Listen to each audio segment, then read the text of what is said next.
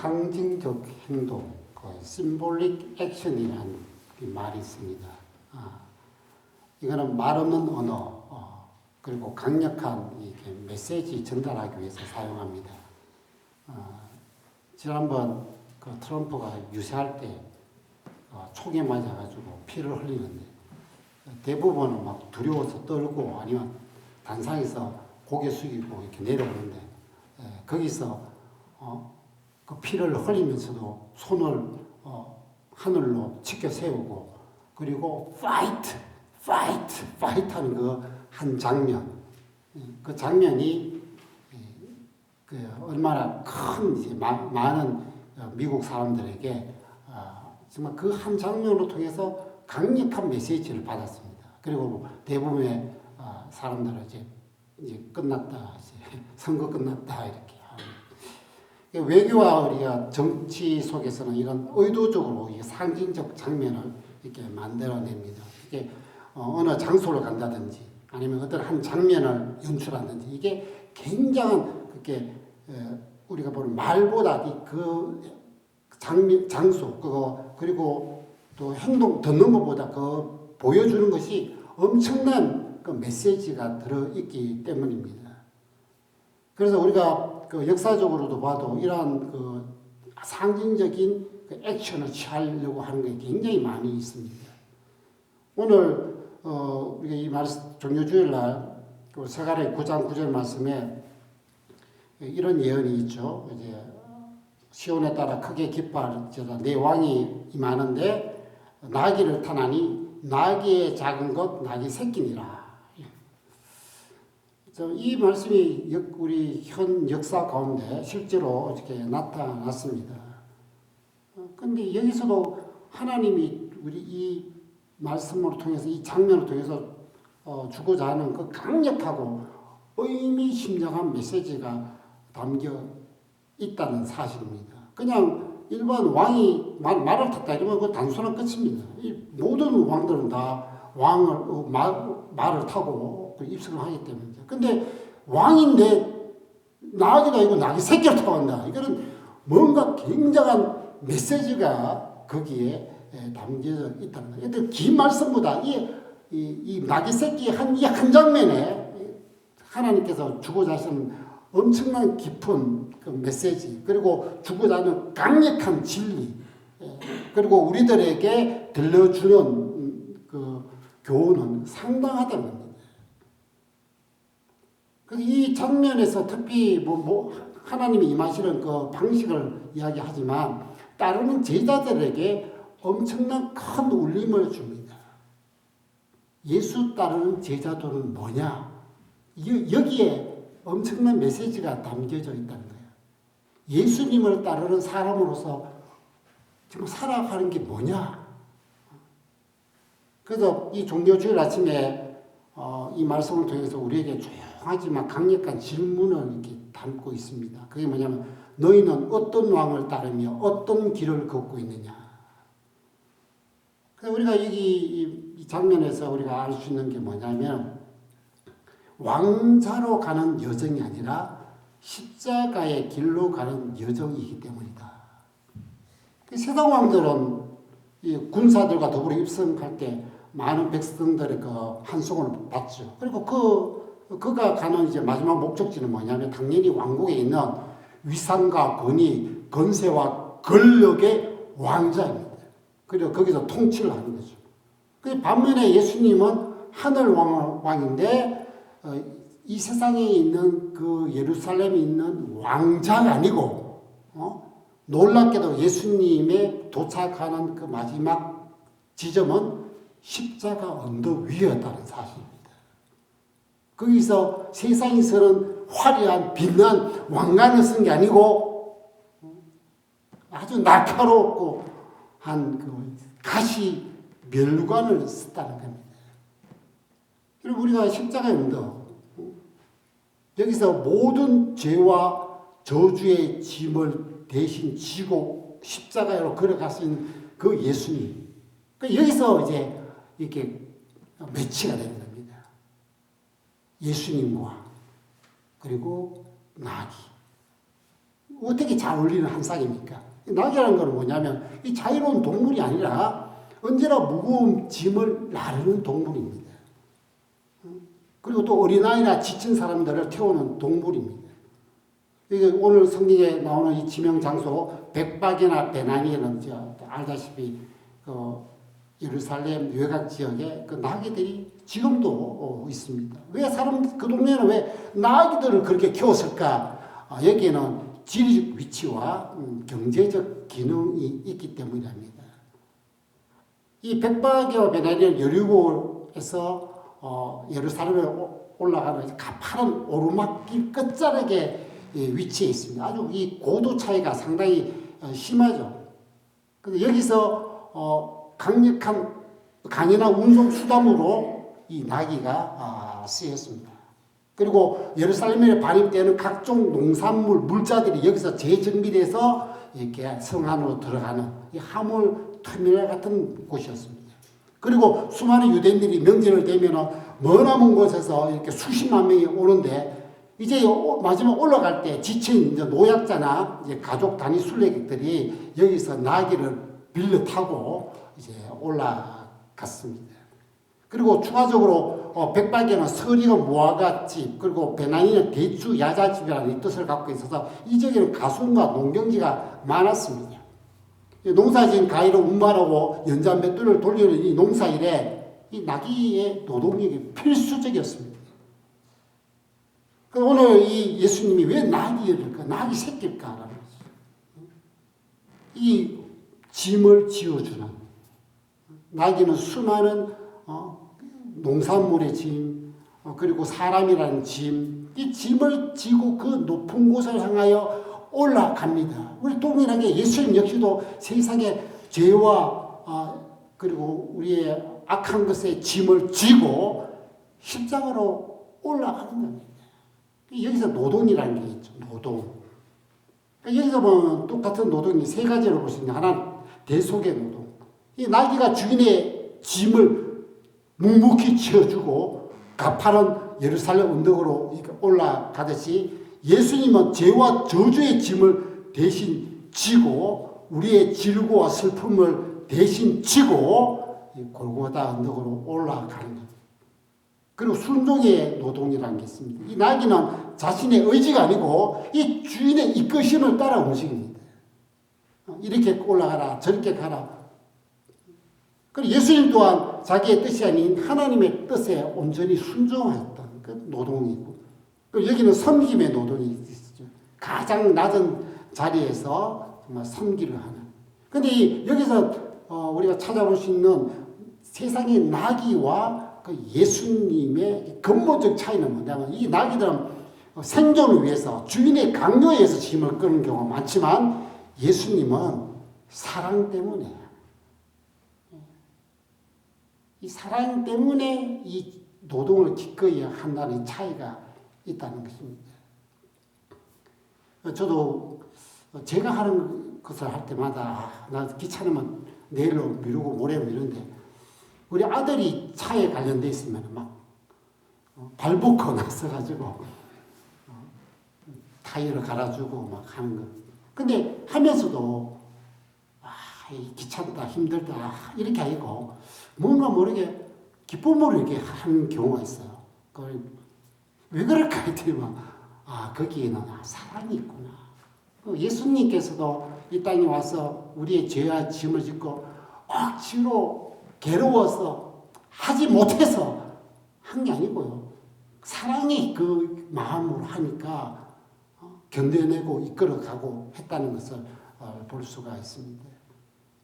그래서 우리가 여기서 보는 것은 세상의 모든 그 왕들은 섬김을 받고자 하는 대표적인 표상이지요.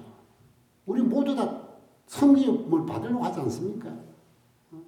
그런데 예수님은 섬기고 노동하기 위해서 사랑으로 뒷받침하기 위해서 왔다는 사실입니다. 그래서 여기에 관련된 유명한 문장을 한번 제가 찾아봤는데 이런 말이 있습니다.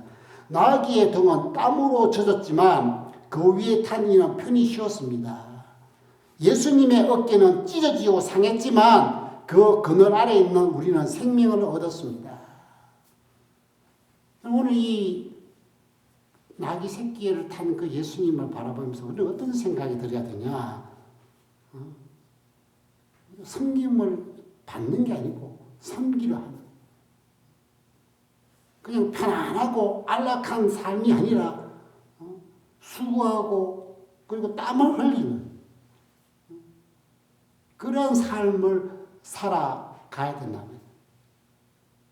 그리고 이렇게 우리 예수님이 우리의 모든 죄 짐을 지고 갔을 때 이 세상에 구원의 복음이 선포되고 그리고 그 따르는 그 제자 역시도 낙이 탄 예수님처럼 살려고 했을 때 그들 역시도 주와 복음을 들고 이 세상에 전파되어 나갔던 것입니다. 자, 두 번째로 우리가 보면 전쟁의 왕이 아니라 겸손의 왕이라는 사실입니다. 말을 탄 왕의 이미지는 뭐냐? 그냥 멋진 모습을 펼쳐 보여주는 게 아니에요. 이 왕, 말을 탔다, 전차를 탔다, 이런 그 왕의 모습은 뭐냐면 전쟁과 깊은 연관이 있습니다. 그 백마를 탄 그 왕이 이제 전쟁을 수행하기 위해서 나갑니다.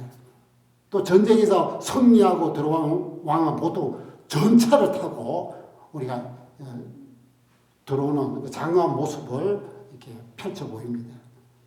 그래서 우리가 고대나 중세 이 제국의 역사는 말의 역사라고 그렇게 합니다. 이 말이라는 것은 뭐냐면 전쟁과 정복, 속도와 권력을 상징합니다. 그래서 늘 이 세상을 볼 때마다 패권을 차지하는 맹수의 세계가 펼쳐진다. 근데 제국은 날카로운 발톱과 이빨을 가진 맹수처럼 군마를 앞세워서 남의 땅을 짓밟고 그 위에 군림하는 이렇게 포식적인 구조가 지금까지 형성됐다라고 합니다. 그 역사적으로 이렇게 모든 나라들이 부강하면 이 왕은 어떤 생각을 갖고 있느냐면 영토 확장의 욕망이 일어나기 시작합니다. 어느 시대를 만나고 강대국은요 늘 영토에 대한 야욕을 버린 적이 없다고 합니다. 그런데 그 제국이 써내려가는 그 역사, 화려한 성전보 뒤에는, 이면에는 뭐가 있냐면 그 뒤에는 뭐냐니까 수많은 약소국들의 피눈물과 파괴가 있었다는 겁니다. 그런데 이 전쟁의 왕, 이 말을 탄 전쟁의 왕은 왜 그런 야욕을 드러낼까요? 단 한 가지인 거예요. 이 온 천하에 내 이름과 내 업적을 드러내고자 하는 인간의 깊이 속에 있는 자만과 교만이 발동한 겁니다. 거대한 제국을 세운 자들마다 그냥 이름 없이 빛도 없이 역사상에 사라지려고 한 적이 아무도 없어요. 이 거대한 역사를 세우면서 나의 이름을 내야겠다. 그래서 트럼프가 하는 것들 보면 저는 깜짝 놀랐는데 어떻게 트럼프 박물관을 만들고 이번에는 호르무즈 해역을 트럼프 해역으로 만들겠다. 근데 참 그리고 이 캐나다 땅을 50만 번째 주로 만들고 그린랜드도 차지하고 근데 그거는 이 시대의 역사적으로 우리가 보면 모든 제국의 왕들이 추구한 바였습니다. 그거는 뭐냐면 우리가 모든 인간이 갖고 있는 욕망, 야욕 때문에. 우리도 돈이 많으면 여러분 어떻게 합니까? 집 사고 땅 사고 막 가죠. 돈이 많으면 여러분 가난한 사람 나눠주고 또 장학금도 주고 막 다 하고 나는 초가 상간에 사는 그런 사람이 있나요? 모든 인간은 그런 마음을 갖고 나의 이름과 나의 영광을 드러내겠다. 우리 말을 탄 전쟁의 왕 그 모습이 보이는데 그 예수님은 나귀 새끼를 탄 모습으로 뭐가 있냐? 그거 완전히 달라졌습니다. 예루살렘 마을간에서 가장 가난한 자에게서 가장 가난한 위치에서 서는 그 겸손의 모습이 보입니다. 어떤 전쟁의 왕은 내 걸 위해서 굴복하면서 채우려고 하는데 나귀 새끼 탄 이 하늘의 왕은 비고 비었다는 거예요.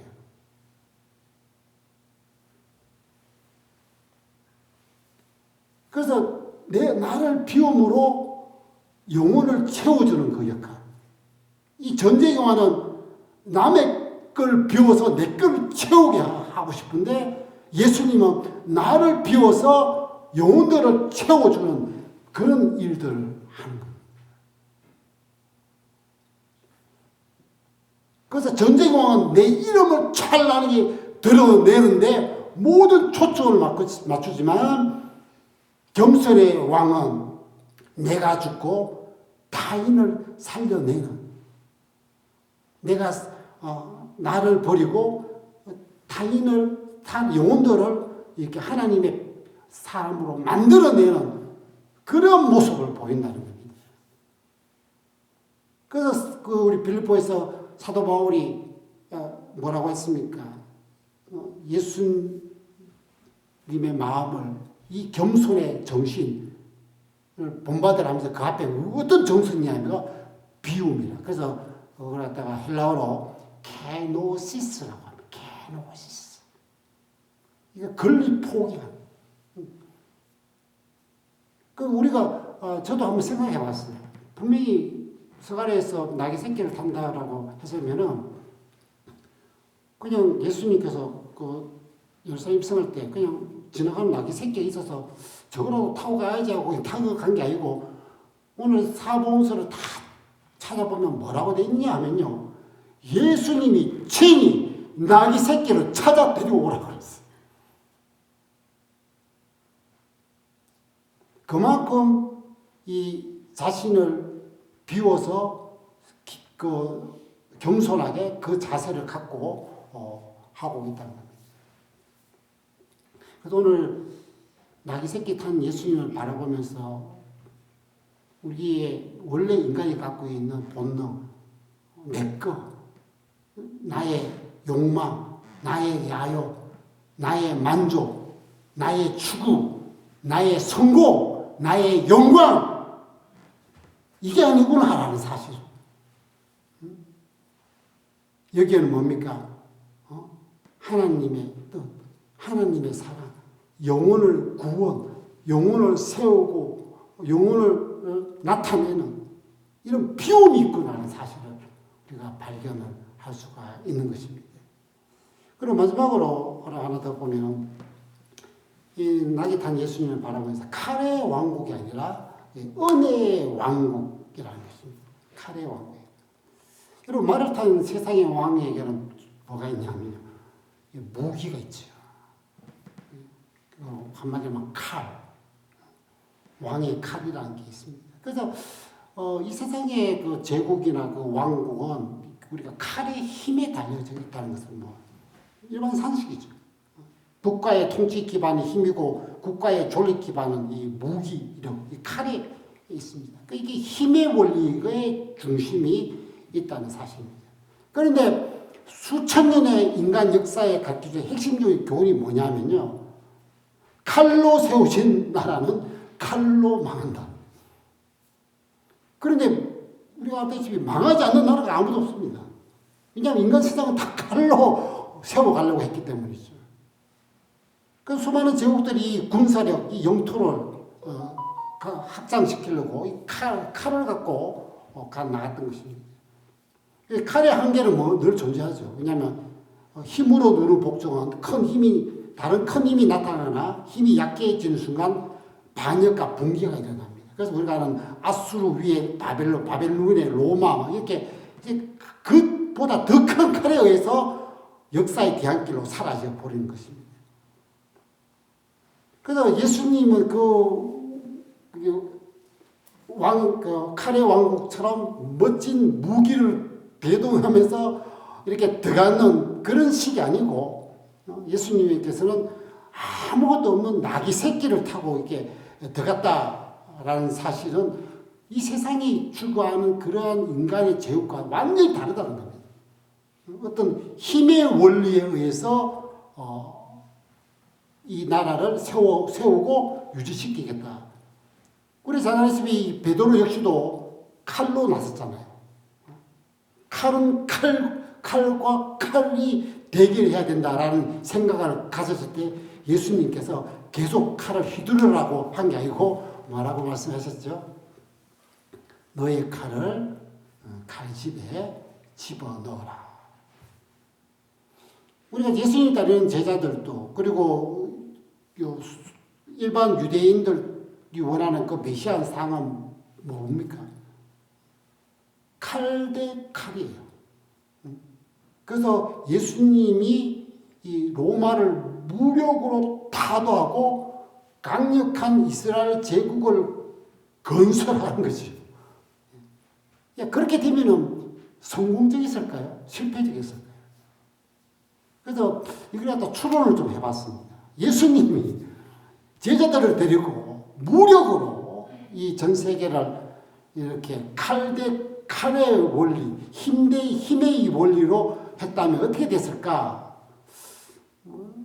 그러면 로마를 이길 수 있고 더 강력한 제국을 세울 수 있었을 것이다라고 합니다. 그러나 그게 지속됐을까? 의문을 갖고요. 중요한 것은 칼은 몸을 굴복시킬 수 있어요. 그러나 사람의 마음을 변화시킬 수 없다는 사실. 그리고 무엇보다도 인간의 죽음과 죄와 죽음의 근본적인 죄의 짐을 해결하지 못하고 남아있었을 것이다. 그리고 칼은 또 다른 칼이 불러와서 정으로 세워진 나라는 결코 평안이 유지될 수 없을 것이다. 이렇게 추론에 의해서 한번 생각해 보았습니다. 그래서 우리가 예수님은 그 나귀 새끼를 탔을 때는 그분에게는 어떠한 무기도 우리가 볼 수가 없는 거죠. 거기는 오직 뭐만 있었느냐 하면 은혜가 있구나. 그래서 남을 죽이고 짓밟는 정복이 아니고 죽음으로 죽음을 이기는 이 전혀 다른 방식. 예수님은 사람을 죽여서 복종시킨 게 아니고 본인이 죽음으로써 사람을 살려내는. 그래서 우리가 이 나귀 새끼를 타고 가는 우리 주님을 볼 때마다 이게 참 주님이 세워가는 방식의 나라는 은혜로 되는구나. 왜냐하면 그 뒤에 장면을 보면 예수님이 예루살렘에서 바라보면서 뭐 했냐면은 얼마나 이게 정말 해결시키고 이스라엘의 왕으로 왔을 때 뭐 품고 하지 않은 이 이스라엘 예루살렘을 보면서 분노와 저주를 폭발적으로 퍼붓지 않았습니다. 근데 거기서 뭐 했냐면은 막 눈물을 흘리면서 울어요. 왜냐하면은 그 눈물 흘린 것은 지금까지 이렇게 나를 인정하지 않고 그렇게 회개하지 않고 결국 훗날에 패망하는 그날을 바라보면서 가슴이 찢어지면서 우는 그 사랑의 지나디 지난 주님을 우리가 발견할 수 있게 됩니다. 그래서 칼의 왕국은 절대 복종과 죽음이지만 은혜의 왕국은 뭐냐면 끝까지 사랑해서 구원하려고 하는구나. 이게 다른 거예요. 그래서 이 은혜의 왕국을 깨달았던 유일한 사람이 누구냐면 사도 바울인 것이죠. 이 사도 바울도 개종전에는 유대교는 뭐냐면 칼의 왕국을 지향했습니다. 무력으로 힘으로 세상을 짓밟는 칼의 왕국을 이들이 지금도 추구하고 있습니다. 그리고 개종 후에 그가 깨달은 것은 이 기독교는 은혜의 왕국이구나 라는 것을 외쳤습니다. 자기 의를 주장하는 이 냉혈 인간이 믿음으로 의롭게 된다는 이 사랑꾼으로 바꾸어진 겁니다. 그런데 놀라운 것은 그의 이 변화가 어떤 강제적인 순종과 복종에 의해서 만들어진 게 아니고 은혜로 의해서 감동으로 된다는 사실입니다.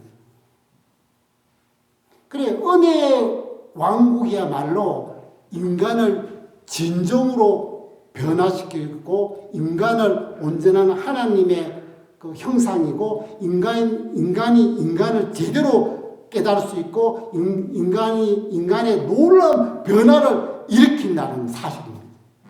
그게 대표적인 인물이 이 사도 바울이었죠.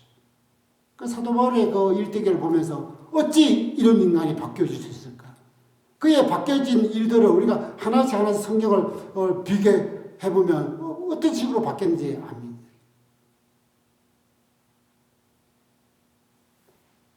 그래서 이 왕국은 누구든지 은혜를 받을 수 있고 또 은혜로 시작해서 은혜로 자라고 은혜로 완성된다라고 그렇게 말씀합니다. 오늘 나귀를 탄 그 예수님을 바라보면서 예수님이 추구하고 세운 나라는 어떤 힘에 의해서 남을 짓밟고 무력에 의해서 남을 굴복시키고 그게 아니구나. 철저히 정말 은혜의 역사로 이루어져 가는 것을 펼쳐가는구나. 그래서 이 은혜의 복음을 들고 이 제자들은 하나님 나라를 이제 전파하며 세계의 역사를 일으켰습니다. 그 대표적인 게 뭐가 있습니까? 예수님이 사마리아 사마리아인의 비유의 말씀을 전해주면서 뭐라고 했습니까? 너도 이와 같이 하라. 너도 이와 같이 하라. 그 이와 같이 뭡니까? 은혜를 베풀어라. 오늘 종료주일날 우리가 모두 다 이 낙이 타신 그 예수님을 묵상하고 바라보라 라는 메시지를 받아들였습니다. 그래서 우리 구경꾼, 그냥 그 장면을 보고 구경꾼이 되는 게 아니고 그리고 예수님만 그렇게 되는 게 아니고 이제 그 예수님이 이 낙이 탄 예수님을 이제 따라가야 된다. 그 예수님이 그 모습을 보여주면서 우리들에게 질문을 던집니다. 너는 어떤 왕을 따르고 있고 어떤 길을 걷느냐? 여기에 낙이 새끼를 타고 가신 그 예수님이 가신 그 길은 그러니까 이렇게 설명하시죠. 세상에 영광된 달콤한 잔이 아니라 하나님이 주신 선잔을 마시는 길이다. 섬김의 자리로 계속해서 올라가는 그게 아니고 섬김의 자리로 계속해서 내려가는 길이다. 자기 욕망을 채우기 위해서 남을 힘들게 하는 게 아니고 자기를 비우고 남을 채우는 겸손의 길이다. 내 힘을 키워서 세상 성공하는 길이 아니고 오직 은혜만을 붙들고 가는 길이다. 그래서 오늘 주님께서는 우리들에게 구경꾼 되지 말고 이야기꾼 되지 말고 주님의 그 낙이 새끼 탄 그 길을 따르는 사명꾼이 되라고 말씀합니다. 우리 모두 다 그런 예수님의 삶을 따라가는 사명꾼 되기를 간절히 축원합니다.